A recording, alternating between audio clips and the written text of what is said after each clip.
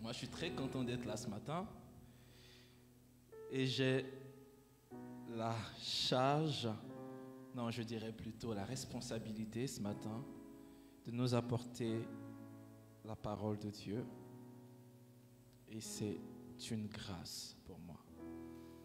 Alors ce matin, nous allons essayer de lire trois versets. Le premier livre que nous allons lire, je pense qu'on n'a pas trop l'habitude de le lire, c'est le livre de Zacharie. Donc si la sonnerie peut nous projeter notre première lecture, c'est dans Zacharie le chapitre 4, des versets 1 à 9. Je lis au nom de Jésus. L'ange chargé de me parler vint éveiller mon attention comme on tire une personne de son sommeil. « Que vois-tu » me demanda-t-il.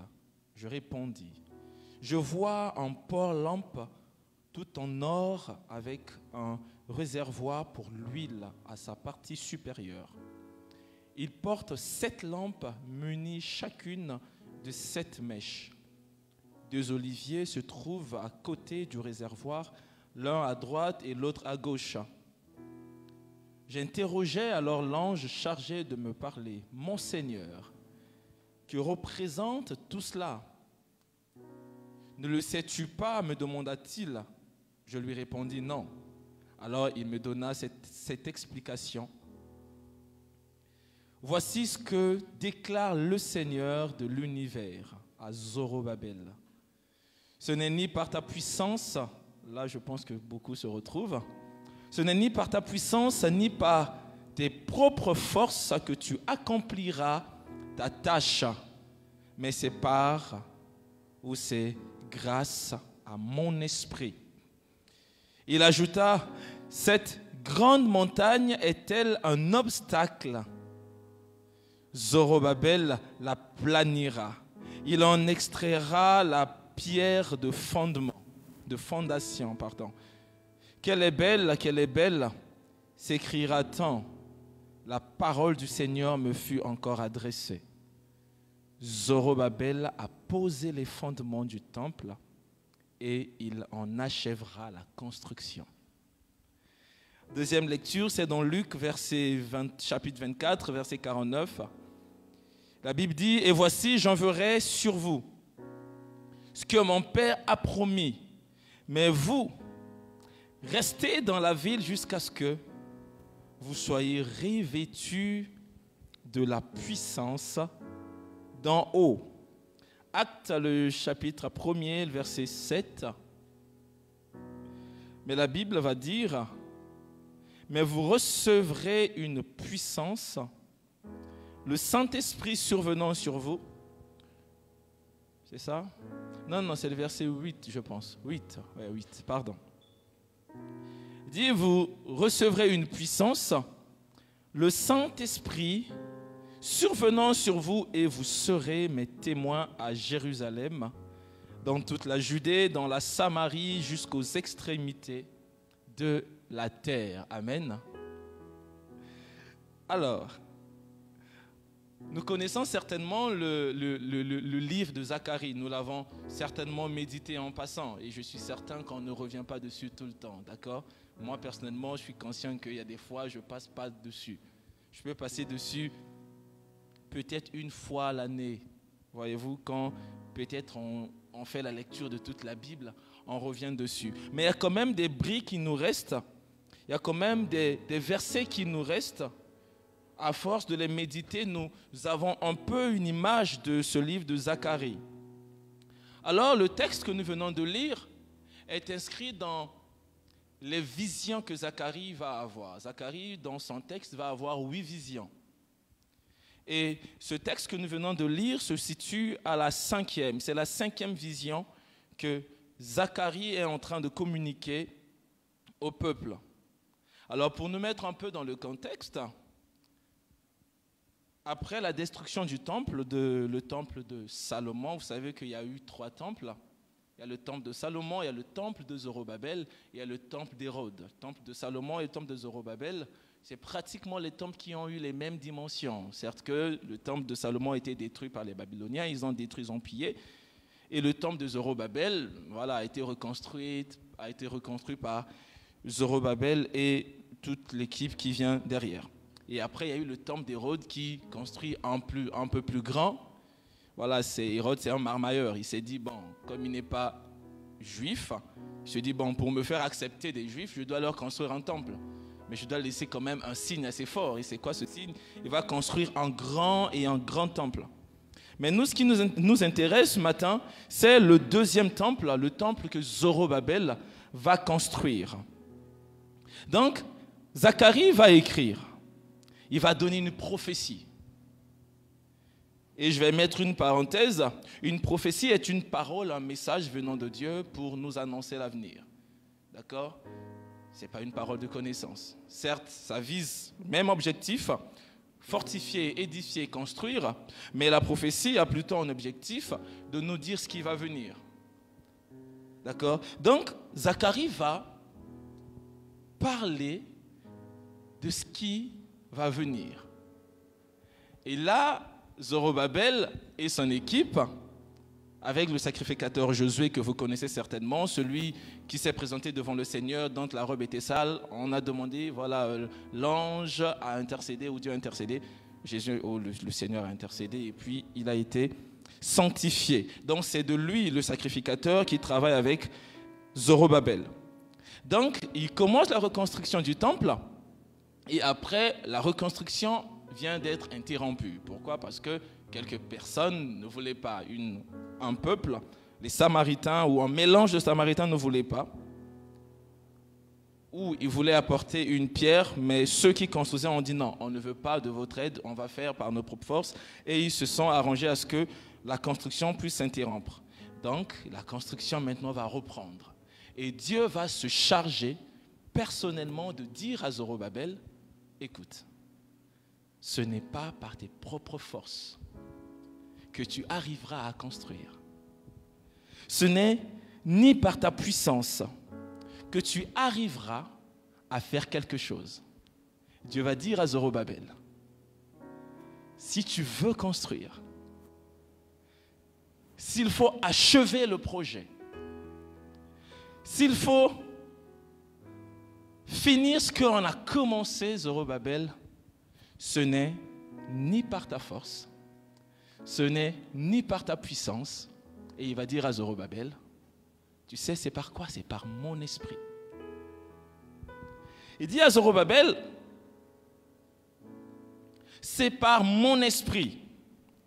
Et c'est une prophétie que Zacharie va donner à Zorobabel. Le but de cette prophétie est de l'encourager. Et de lui dire, c'est un projet. Tu l'as commencé. Et tu l'as arrêté parce qu'il y a eu des gens qui se sont levés. Mais ce que je veux que tu puisses savoir, que tu puisses avoir connaissance, c'est que tu n'achèveras jamais ce projet si tu te fondes sur ta connaissance et sur ta force. C'est vrai, tu es gouverneur. Tu as un peu l'image de ce Moïse qui ramène les exilés sur leur territoire. Tu as un peu ce Moïse qui les ramène sur leur terre promise. Mais il va dire à Zorobabel, écoute, ce n'est ni par ta force, ni par ta puissance, ni par ta position dans la société que tu arriveras à faire quelque chose. Si tu as à faire, c'est par mon esprit. Alors j'aimerais que nous puissions nous poser une seule question. Combien de fois ça a échoué? Combien de fois ça a échoué? Et vous savez pourquoi ça a échoué? Parce qu'on a essayé par nos propres forces. On a essayé avec les médecins. On a essayé avec les spécialistes.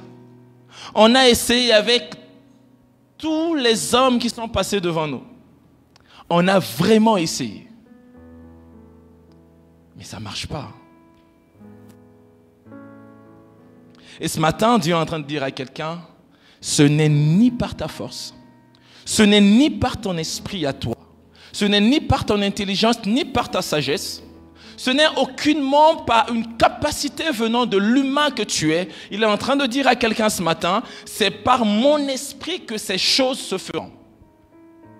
Je ne sais pas à qui je parle ce matin, il y a tellement de promesses, il y a tellement de choses que tu as entendues, que Dieu t'a dit. Mais jusque-là, tu dis, mais Seigneur, tu m'as dit ça, tu m'as dit ça, tu m'as dit ça, je ne vois rien. Est-ce que Dieu a menti? Non, Dieu n'a pas menti. Mais c'est justement, ce qui arrive, c'est que tu essaies de voir comment est-ce que je peux faire avec ma force à moi. Il y a quelques-uns parmi nous qui comptent sur les oncles.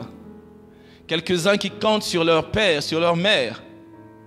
Et ceux qui n'ont pas de père, et ceux qui n'ont pas de mère, et ceux qui n'ont pas d'oncle, et ceux qui, lorsqu'ils prient le matin, ils disent « Dieu, je n'ai que toi ».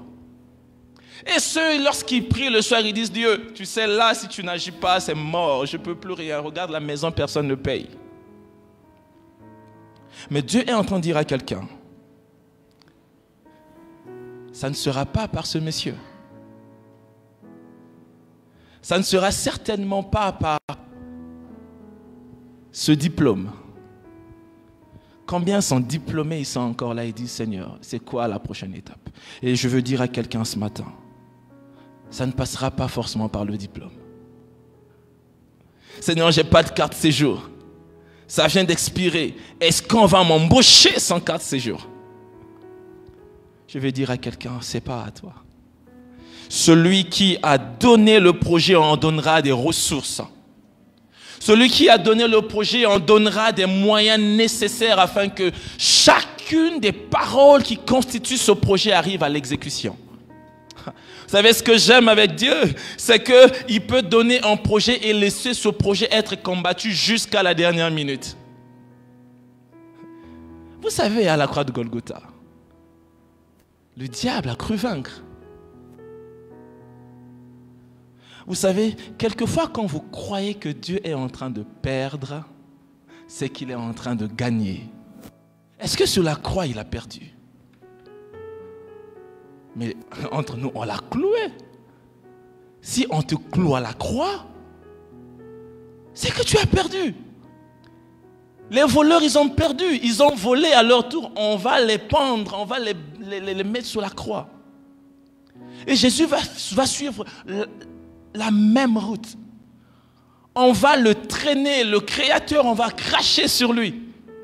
Et le diable, là où il était en train de se réjouir et dire, oh, c'est lui le sauveur, c'est lui qu'on est en train de traîner. Vous savez, quelquefois, vous pensez que Dieu est en train de perdre, mais dites-vous que quelque part, il est en train de gagner. Il est en train de perdre parce qu'il doit devenir faible pour que le faible que nous sommes, nous soyons forts. Il est en train il s'est fait malédiction pour que nous devenions quoi? Bénédiction. Il s'est fait humilier, cracher dessus pour que nous, aujourd'hui, nous puissions nous retrouver ici, réunis ensemble.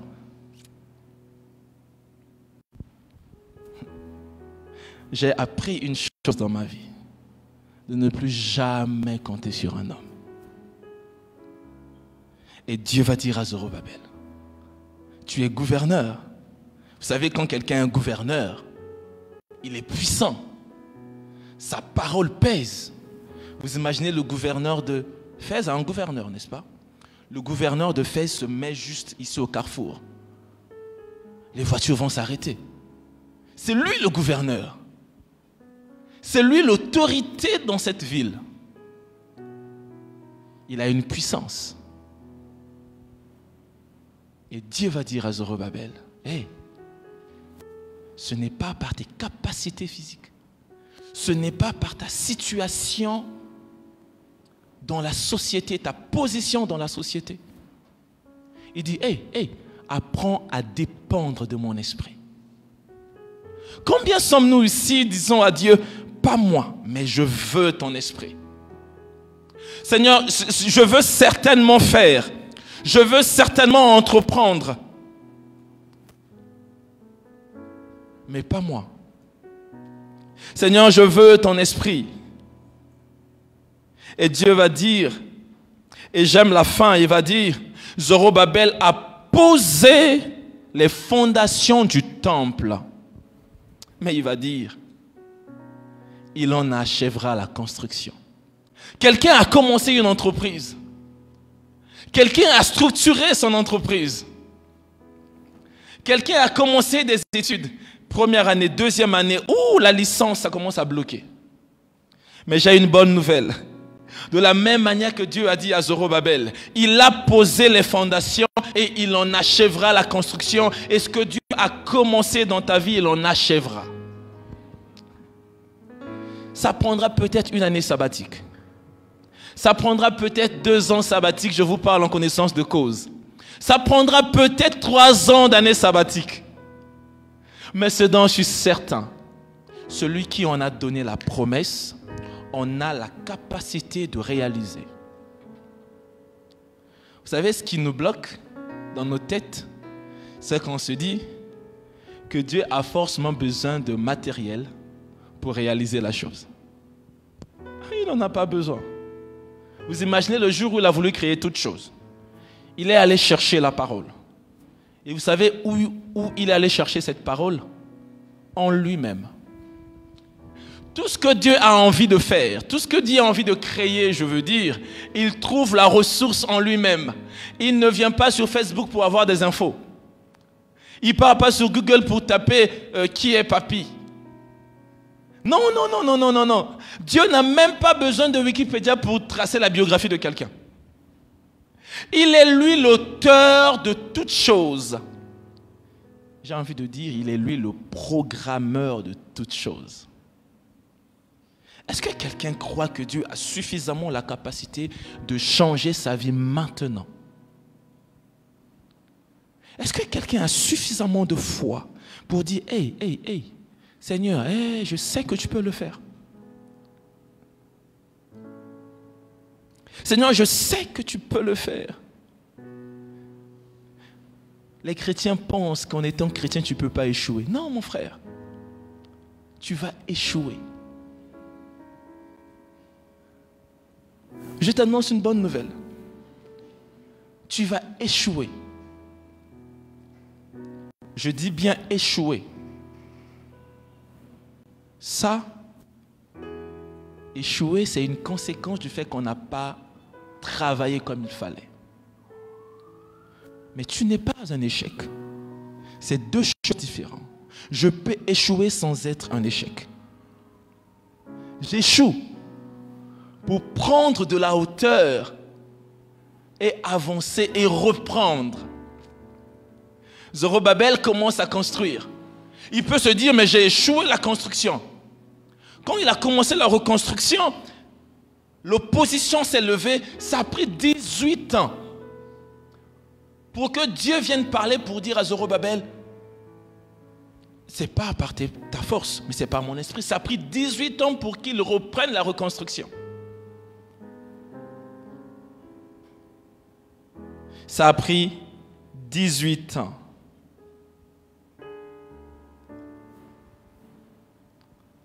J'ai juste une question encore à poser. Sur qui est-ce que tu comptes? Est-ce que c'est sur l'entreprise là où tu as embauché? C'est sur l'oncle? C'est sur papa? C'est sur maman? Mais j'aimerais que quelqu'un apprenne à dire, je n'ai que Dieu. Et vous savez, une fois que vous comprenez que vous n'avez que Dieu, vous devenez un adorateur. Quand vous comprenez que tout ce dont vous avez besoin se trouve chez Dieu, vous n'aurez plus d'attente à avoir auprès des hommes.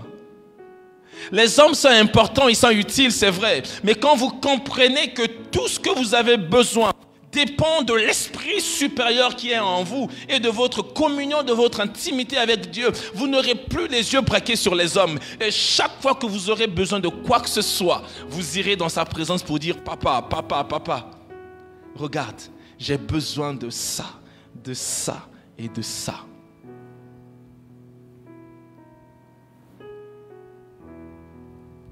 Et il va dire à Zorobabel, c'est par mon esprit. N'apprends apprends à ne plus compter sur tes capacités. Est-ce que quelqu'un peut apprendre à ne plus compter sur ses capacités? Est-ce que quelqu'un peut apprendre à ne plus compter sur son raisonnement? Il dit, quand je m'assois, je fais le bilan du mois, je me rends compte que je peux passer le mois avec 1500 dirhams.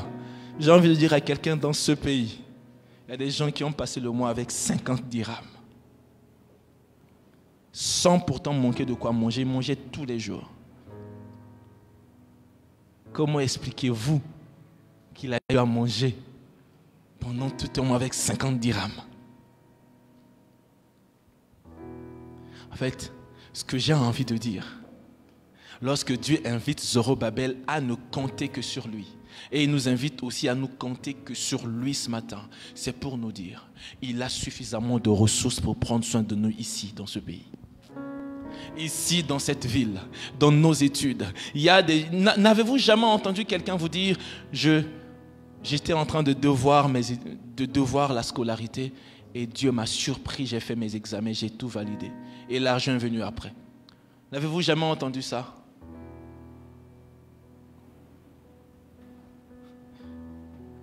Ce que j'ai appris de ma petite vie au Maroc, c'est vrai que l'étranger fait grandir, mais l'étranger avec Dieu fait grandir. Ce qui fait que Dieu nous a enlevés de partout, de par-ci, par-là. Il nous a envoyés ici. Et à des fois, on traverse des moments très difficiles. Quelques-uns appellent les parents même pour mentir. Moi, j'ai appelé mes parents pour mentir. Quand j'ai commencé mes études ici, j'ai appelé mes parents, j'avais besoin d'une tablette. J'ai appelé mes parents, j'ai dit à mes parents, écoutez, j'ai besoin d'une tablette à l'école. Parce qu'il y a des matières où on nous demande la tablette. Mon père me dit, ça coûte combien la tablette? Je lui dis 3500 dirhams. Je n'ai jamais reçu cet argent. Mais attendez, j'étais un bon chrétien, hein, responsable d'intercession, rassurez-vous. Hein, voilà. Donc j'appelle mon père, je mens. Je dis, j'ai besoin d'une tablette. Et après, vous allez me voir à l'intercession. Je saute, je crie. Mais vous devez savoir une chose. Jésus va dire, ne vous inquiétez de rien. Je sais que ce n'est pas facile. C'est très difficile. Mais vous pouvez apprendre. Vous pouvez apprendre de ne pas vous inquiéter du manger, du boire, de se vêtir, de la santé. Vous pouvez essayer de ne pas vous inquiéter.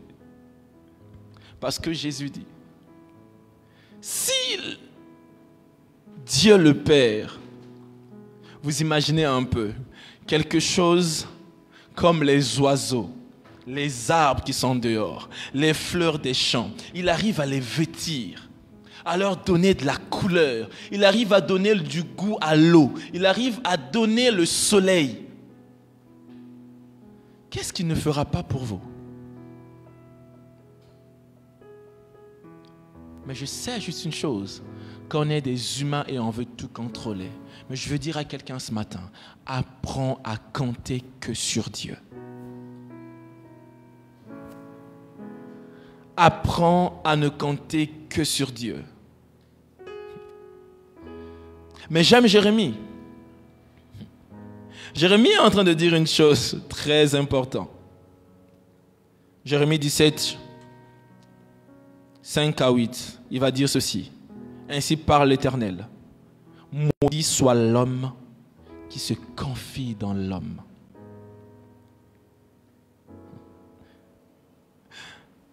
Et il va continuer pour dire, celui qui prend plaisir pour son appui, celui qui prend la chair pour son appui et qui détourne son cœur de l'Éternel.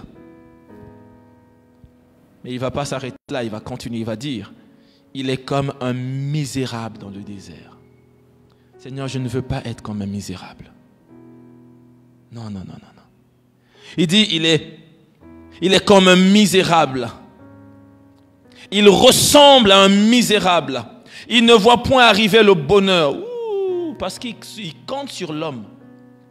Il ne voit pas arriver le bonheur. Parce qu'il a mis toute sa confiance en l'homme, il ne voit pas arriver le bonheur. Parce qu'il s'appuie sur l'homme. L'homme ne peut pas lui donner ce que son cœur désire. L'homme ne peut pas lui donner la joie que son cœur a besoin. L'homme ne peut pas faire tressaillir son cœur. L'homme ne peut rien, vraiment l'homme ne peut rien. Et il dit, il ne voit pas arriver le bonheur. Il habite les lieux brûlés du désert, une terre salée et sans habitants. Ça, c'est l'homme qui se confie dans l'homme. Mais le verset 7,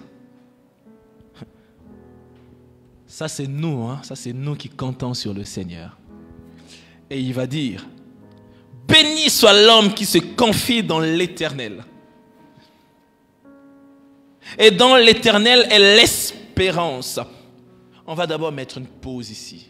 Est-ce que quelqu'un ici espère en Dieu? Est-ce que quand vous êtes malade, la première chose qui vous traverse l'esprit, est-ce de demander l'appui du Seigneur ou d'aller voir le médecin? Je vous rassure, nous qui n'avons pas l'argent, on dit Seigneur, au Maroc ça coûte. Fais ta chose, on va finir. Quelqu'un est déjà allé à l'hôpital au Maroc ici, voir comment l'argent sort? Dieu, ne me fais pas passer par là. J'ai pas l'argent. Donc, nous autres là, quand on a mot de tête, on dit, papa, il faut commencer à guérir ici avant que ça s'aggrave. On n'a que Dieu. On espère en Dieu en tout et en tout. Quand la tête fait mal, papa, commence à guérir parce que là, on a peur des céphalées. Quand on a mal au ventre, on dit, papa, on ne sait pas ce qu'il y a. Il n'y a pas l'argent pour l'échographie. Commence déjà à faire ton histoire. Le truc, c'est que nous pensons que Dieu est au ciel, loin, là-bas, on n'a pas de relation avec Dieu. Mais Dieu est avec nous. Il est en nous. Tu te couches, tu te réveilles, tu le parles. Tu lui dis, papa, écoute, là, tu vois, la scolarité, là, c'est comment? On paye ça quand? Soyez free avec Dieu. Soyez free avec Dieu. C'est votre Père. C'est pas un Père barbu, méchant au ciel. Non. C'est un Père aimant. Il est autour de nous. Il nous fait sourire. Ne pensons pas qu'on le fait même qu'on peut tomber dans un péché. Dieu va nous haïr. Ça n'enlève en rien son amour pour nous. Son amour et son désir est que nous soyons parfaits. Le fait qu'on tombe ne veut pas dire que Dieu nous hait. On se relève, on revient dans les bras du Père et on commence à s'amuser avec le Père. Parce que Dieu est notre Père. Vous devez le prendre comme étant Dieu est mon Père. Quand j'ai besoin d'un stylo, d'un dirham, je dis papa, le stylo manque, donne-moi un dirham. Est-ce que ça passe? Je sais que je suis très terre à terre, mais est-ce que ça passe? Je veux que ce matin quelqu'un comprenne que Dieu est notre Père. Et il met son esprit à disposition afin que nous puissions jouir de ses bienfaits. Afin que nous puissions jouir des bénédictions de Dieu. La maladie n'est pas une bénédiction. Ce qui fait que quand je suis malade, je réclame la guérison. Je dis à Dieu, guéris-moi, je veux être guéri. Parce que la guérison fait partie de la bénédiction de Dieu. La restauration fait partie de la bénédiction de Dieu. Dieu n'est pas si loin dans le ciel. Dieu est ici sur terre et en nous par son esprit. Pourquoi quand vous manquez quelque chose, vous commencez à rougir? Qui va me payer ça? Qui va me donner ça? Non, non, non, non, non.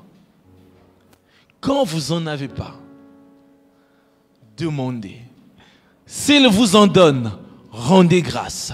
S'il ne vous en donne pas, ce n'est pas le moment. Rentrez dormir. Ceux qui me connaissent savent que ça fait depuis 2015, je prie Dieu, je dis à Dieu, donne-moi une tablette. Là, on est en 2000 combien? On est en 2000 combien? Je n'ai jamais eu ma tablette.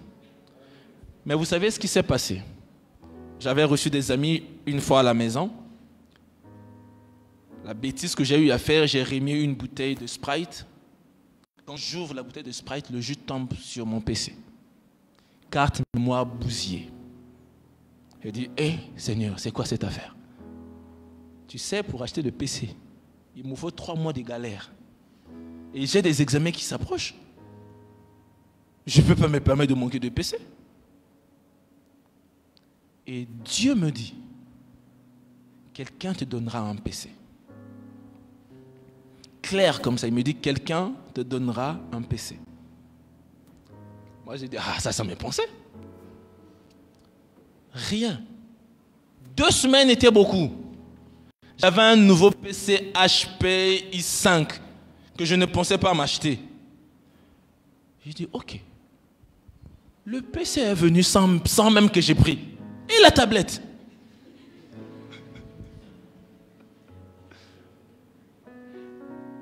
C'est pas parce que Dieu ne m'a pas encore donné cette tablette qu'il est incapable. Il s'est rendu compte que tu n'en as pas besoin pour le moment. Dieu travaille avec le moment. Ce qui fait que celui qui compte sur l'Esprit de Dieu, quand bien même il ne reçoit pas ce qu'il a demandé, il sait que Dieu en a suffisamment la capacité. Et Dieu maîtrise la raison pourquoi il ne veut pas en donner maintenant.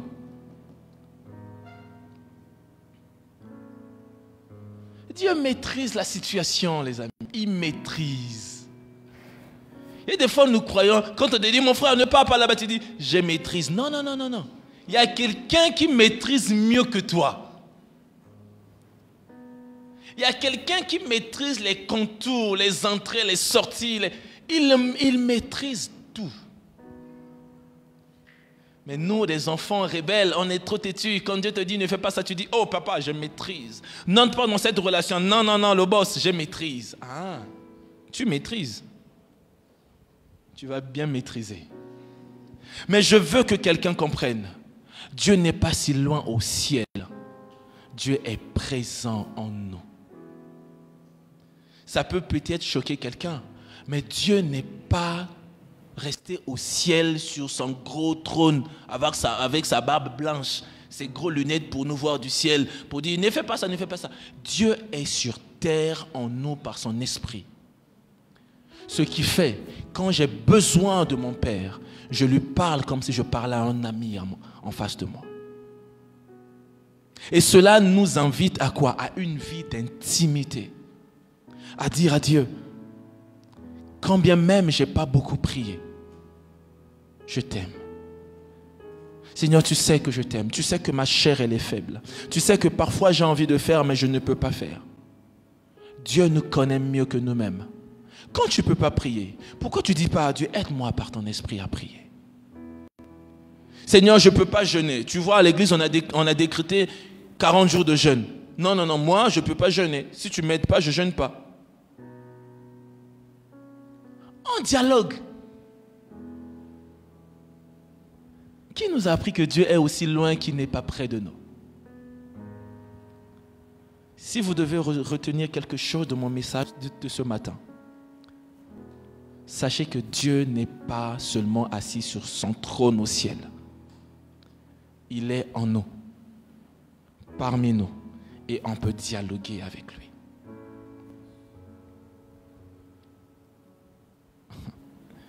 Dieu est en nous par son esprit. Je vais vous raconter une autre histoire. Un jour, j'étais à Rabat, j'ai fini à Rabat, je suis rentré à Marrakech pour aller voir celle à l'époque qui était ma fiancée, qui est mon épouse aujourd'hui. Je suis allé la voir. Et j'arrive là, l'intercession de Marrakech fait un programme. Ils me disent, non, tu sais, on a une séance de délivrance là, tu dois être là. Moi, j'ai dit au gars, moi, l'institut me prend la tête. Je ne jeûne plus, je prie. Mais, vous voyez, je ne fais plus les longs temps de prière. Ça, c'est ce que je me disais dans mon esprit. J'ai dit, non, mais la délivrance, là, ce n'est plus mon truc pour l'instant. Ça va attendre quand je vais revenir en feu. 5 jours de jeûne, mais ces derniers temps, ça fait 2 ans. Je ne fais plus rien. Maintenant, j'arrive comme ça, on me ramène un cas. Je me suis dit, bon, comme on est tout un groupe, je vais me mettre derrière les autres. Je vais laisser les autres chasser les démons. Moi, derrière, je prie pour eux. Moi, j'ai fait mon plan. Dieu aussi avait son plan. Et on arrive comme ça, on était deux anciens responsables. Et on nous ramène 2 cas. Non, on était 3, on nous ramène 2 cas. Les 2 sont allés sur le premier cas. Et ils m'ont dit, ça c'est ton cas. J'ai dit quoi? Et la femme, et la sœur, elle était enceinte. J'ai dit, ouais, ça c'est une touche. Après, je me suis dit, non, rien. On va quand même aller. On va essayer. Et ceux qui sont entrés avant moi, ils ont commencé à prier. Jusqu'à ce qu'ils ont fini la délivrance. Mais avant qu'ils ne finissent, il y a papy, j'avais déjà fini ma délivrance. Je rencontre un esprit qui dit, la fille là, je vais la tuer. Moi, j'ai dit, mon frère, tu mens, tu ne peux pas la tuer. C'est une fille du Seigneur. Qu'est-ce que tu veux faire? Je te dis déjà qu'elle et son enfant vont vivre. Elle va mettre au monde, son enfant va vivre et tout. Et j'ai chassé l'esprit est parti avec l'aide du Seigneur. Et quand j'ai fini, je suis sorti. Moi, je me dis, il me fallait des jours de jeûne. Il me fallait 40 jours, 5 jours de jeûne. Il me fallait ceci, il me fallait cela. Et c'est un frère qui vient me dire, il me dit, tu as fini? J'ai dit, oui, j'ai fini. Il dit, oh, mais c'était rapide. Moi, j'ai dit, hey, si tu savais combien j'étais en train de trembler. Qu'est-ce que je vais dire à quelqu'un ce matin? Je vais dire à quelqu'un, la meilleure des choses que vous avez à faire, c'est d'être honnête avec vous-même et avec Dieu. Vous n'avez pas besoin de 40 jours de jeûne pour chasser un démon. Vous avez juste besoin du Seigneur. Vous n'avez pas besoin de 1000 jours de jeûne ou de 1000 huiles d'onction sur vous pour que vous chassiez un démon.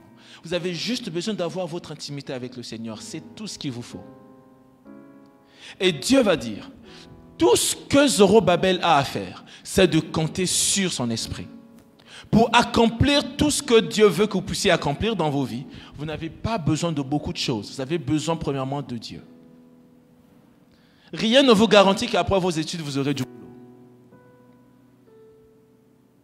Mais Dieu vous garantit que son esprit sera en vous tout le temps que vous existerez sur terre, son esprit est avec vous. Et j'aime ce que l'Esprit de Dieu fait en nous. Vous savez, vous connaissez certainement Daniel. Daniel a étonné Babylone. Ceux qui lisent l'histoire de Daniel le savent. Ceux qui lisent vraiment l'histoire de Daniel savent. Daniel 5,14 va dire ceci. J'ai appris sur ton compte que tu as en toi l'Esprit de Dieu et qu'on trouve chez toi des lumières, de l'intelligence et une sagesse extraordinaire. C'est le roi qui fait appel à Daniel pour résoudre un problème. Et il dit à Daniel, là il parle avec un langage païen.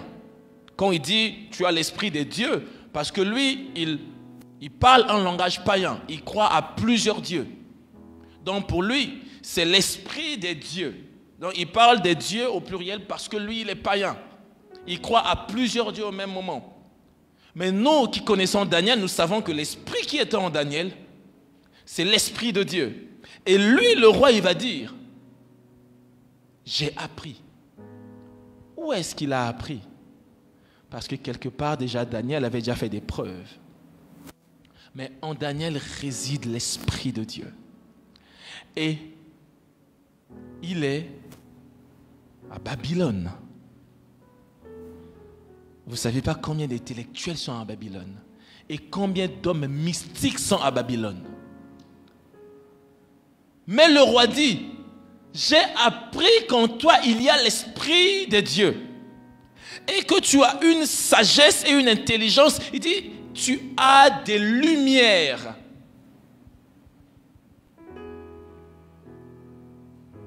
Vous voulez impacter ce monde? Vous avez besoin d'un esprit supérieur. Aucun homme neutre ne peut vaincre ou ne peut exceller dans ce monde, rassurez-vous. Ce n'est pas pour rien qu'ils se réveillent à 3h, 5h, 4h pour commencer des pratiques. Parce qu'ils savent que tout émane de l'esprit. Et si vous voulez exceller, si vous voulez briller, si vous voulez être plus intelligent et plus sage que ceux de votre génération, vous n'avez que besoin de l'Esprit de Dieu. Soit vous êtes avec Dieu, soit vous êtes de l'autre côté. Mais la bonne nouvelle est que la franc-maçonnerie ne vous rend pas riche et ne vous rend pas non plus intelligent. J'ai juste une opération à nous donner. Si nous croyons que la franc-maçonnerie rend riche, pourquoi ils ne vont pas chercher ceux qui commandent de l'argent dans la rue et ils partent dans des universités pour recruter des jeunes universitaires? S'ils ont la capacité de rendre intelligents et de rendre riches, pourquoi ils recrutent dans des universités, dans des facultés, dans des grandes écoles et ils ne recrutent pas au marché? Ils ne recrutent pas dans la rue ceux qui commandent? Pourquoi ils ne le font pas?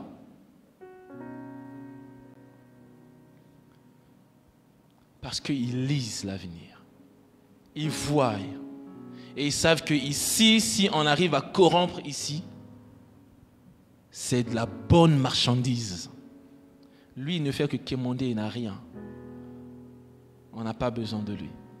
Ils ont besoin de ceux qui ont la matière pour influencer. Et la matière, c'est Dieu qui en donne. Ce n'est pas la franc-maçonnerie. Voilà pourquoi je suis en train de nous dire ce matin, tout ce dont nous avons besoin, c'est l'esprit supérieur.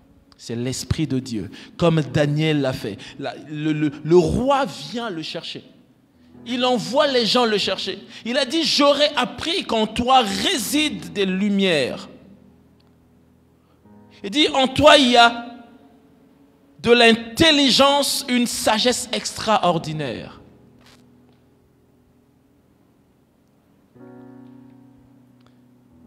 Et Jésus nous envoie maintenant en conquête.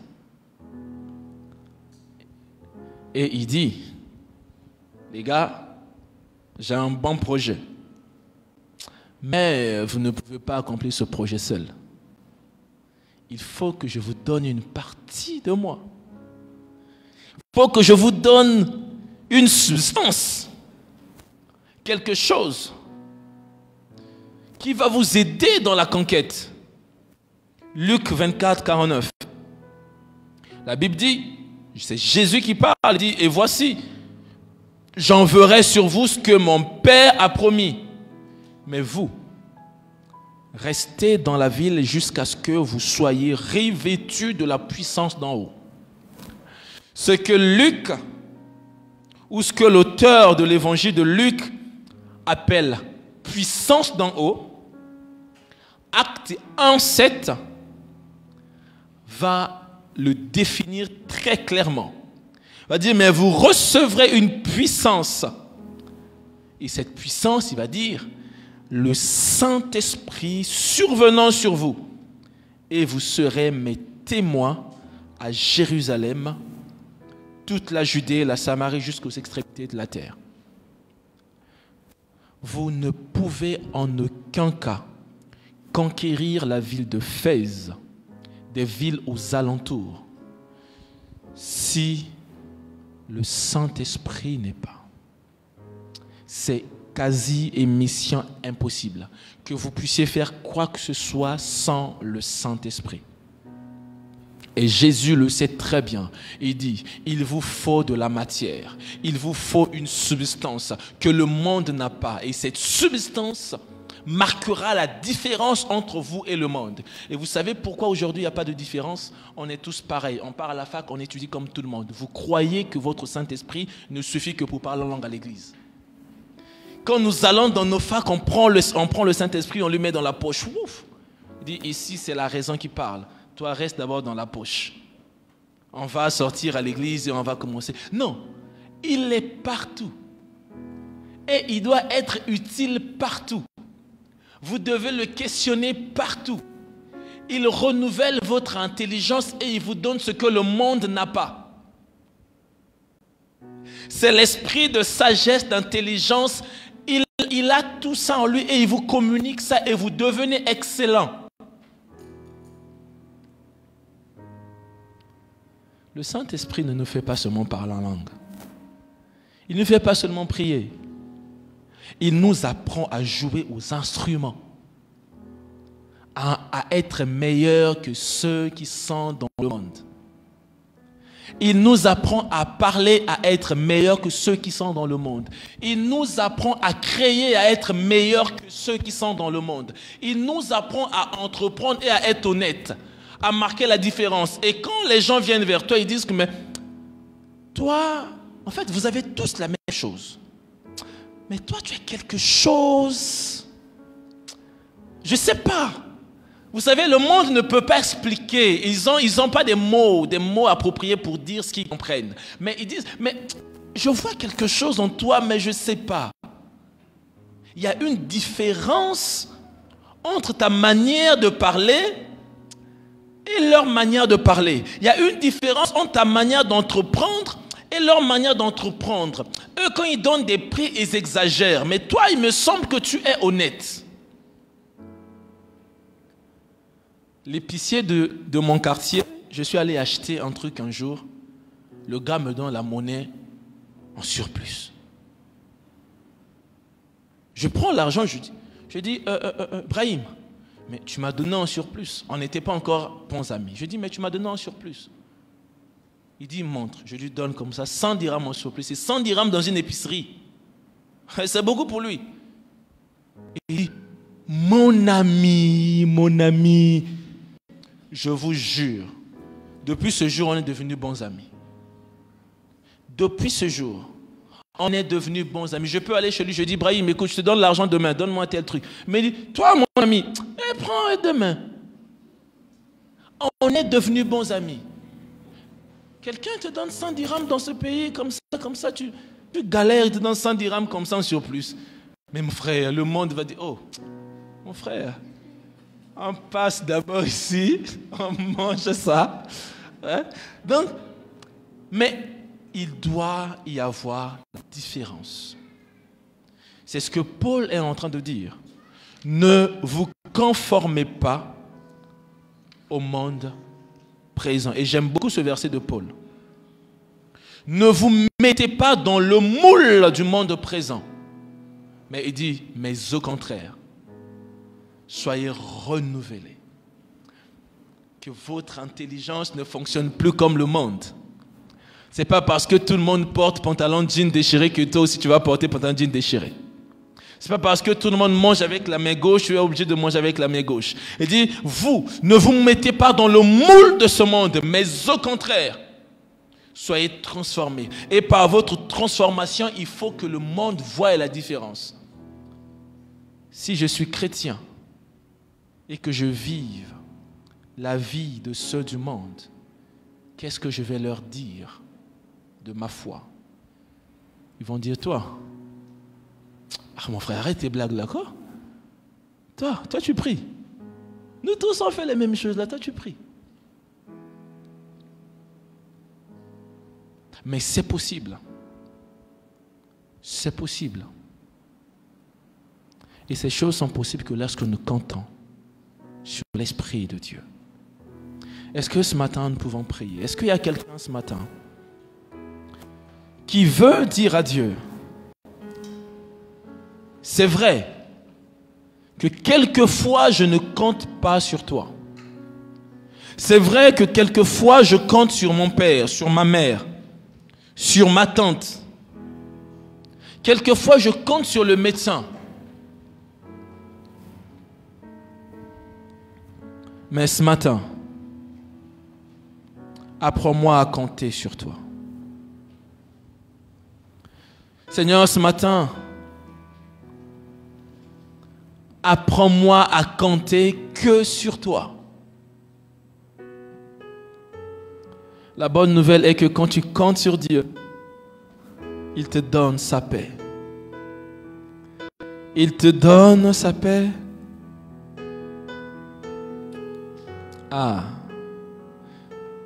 j'aime le Seigneur parce qu'il sait ce qu'il fait. Quand il te fait attendre autant de jours, autant de mois. Il y a quelqu'un qui est en train d'attendre, qui est en train d'attendre. Tu te dis, ça arrivera quand? Ça arrivera à quel moment?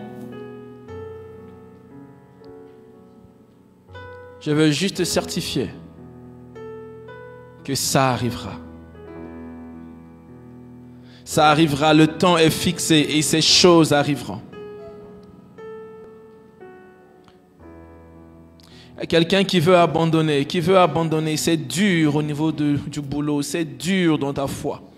Tu te dis, est-ce que je vais arriver jusqu'à la fin? Est-ce que j'arriverai à finir cette année dans cette entreprise? Est-ce que j'arriverai à finir cette année dans l'entrepreneuriat? Est-ce que j'arriverai à finir cette année dans mes études? Cette année qui commence, est-ce que j'arriverai à la finir? Et Dieu me dit de te dire ce matin, compte sur moi.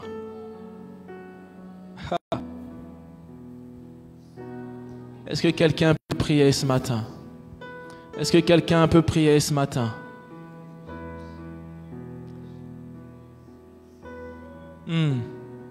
Apprends-nous à compter que sur toi ce matin.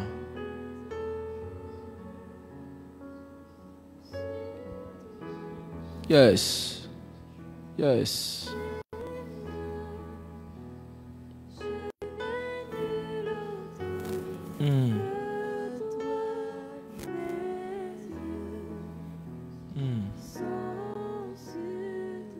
Yes. Yes. Yes. Non, non, non. Dieu n'est pas si loin que tu le penses. Dieu n'est pas si loin que tu le penses. Il est juste là. Il est juste à côté de toi. Il te dit, je suis prêt à agir. Mais est-ce que toi, tu es prêt à le laisser agir? Non, il n'est pas si loin. Il est si près de toi. Et il dit, est-ce que tu es prêt de laisser Dieu agir dans cette affaire? Est-ce que tu es prêt à laisser la magouille? Est-ce que tu es prêt à arrêter de falsifier tel papier et laisser Dieu lui-même intervenir?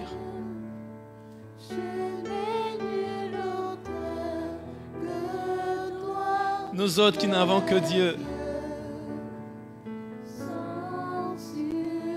qui parlera pour toi? Qui parlera pour toi? J'ai une bonne nouvelle.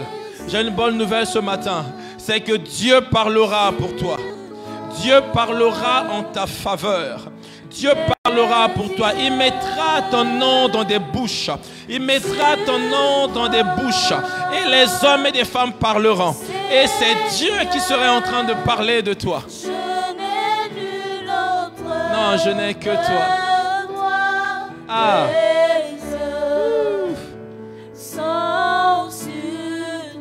Yes. Yes. Ah. Yes.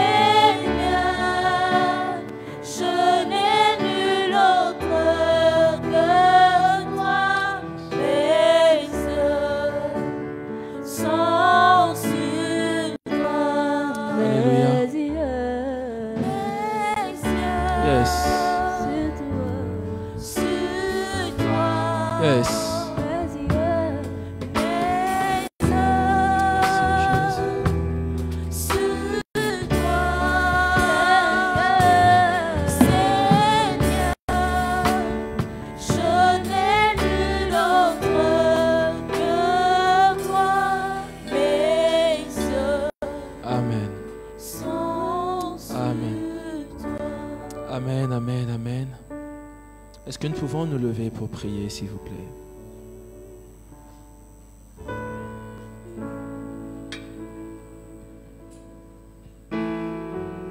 Nous allons juste prier ce matin.